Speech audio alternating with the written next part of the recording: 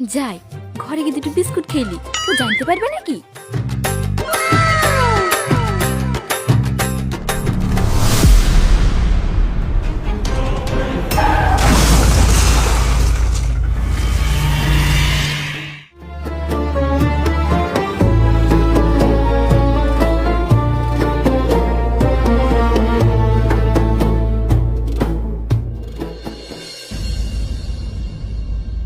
কি ব্যাপার বৌমা তুমি?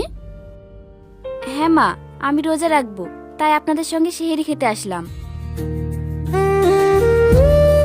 তুমি রোজা রাখবা? হ্যাঁ রাখবো। কেন, কোনো সমস্যা আছে তোমাদের?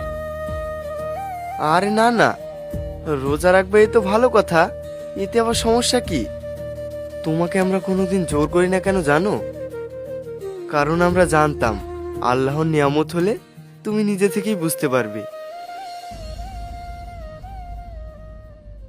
আর তাছাড়া আল্লাহ তাআলার ফরজ পালন করতে হয় মন থেকে, জোর করে না।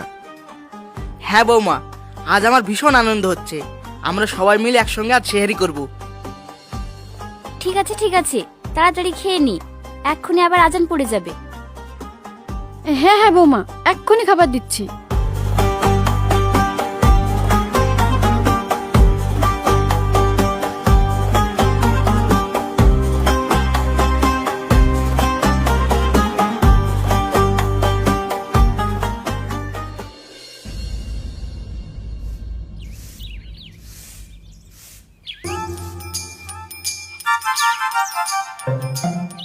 সকাল হতে না হতে খিদে লেগে গেল। সারাদিন আর না খেয়ে কি করে রোজায় থাকে? এখন কি করি?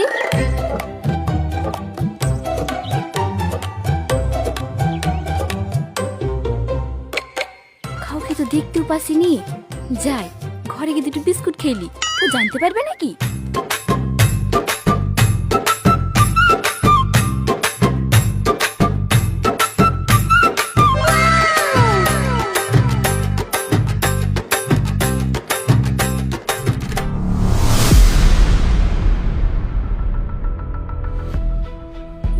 তুমি এটা তুমি কি করছো শাবনাম? তোমাকে তো আমরা জোর করিনি রোজা রাখতে, তুমি নিজের ইচ্ছাতেই রোজা রেখেছো। তুমি কি ভেবেছো এইভাবে তুমি লুকিয়ে লুকিয়ে খেয়ে নিবা আর কেউ দেখতে পাবে না? ভালো করে ভেবে দেখো তো, আমাদের চোখে নয় ফাঁকি দিতে পারবা, কিন্তু আল্লাহ তাআলার চোখে ফাঁকি দিতে পারবা? না মানে তোমার যদি কষ্ট হয় তাহলে তুমি কাল থেকে রোজা রেখো না, কিন্তু এইভাবে তুমি রোজাটা আজ ভেঙো না, এতে আল্লাহ তাআলা নারাজ হয়। একটা কথা মাথায় রাখবা, তুমি এই রোজাটা আমাদেরকে খুশি করার জন্য রাখছো না, আল্লাহ তাআলাকে খুশি করার জন্য রাখছো। এই নিয়াত করে রোজা রাখবা, তাহলে দেখবা সব খিদে দূর হয়ে যাবে। না না, আমি রোজা ভাঙবো না। তোমরা যদি আল্লাহকে খুশি করতে পারো তাহলে আমিও পারবো।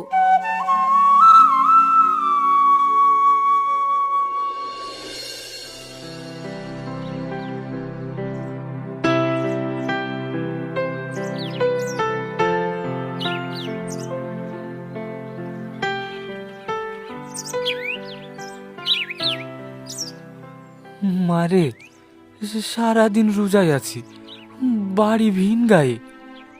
ভিক্ষি সেরি যেতে ইফতারের সময় হয়ে যাবে। আজকের রোজাটা তোদের বাড়িতে খুলতে দিবি রে মা, আল্লাহ তোদের রহম করবে। হ্যাঁ হ্যাঁ, কেন দেবো না? আসেন ভিতরে বসেন।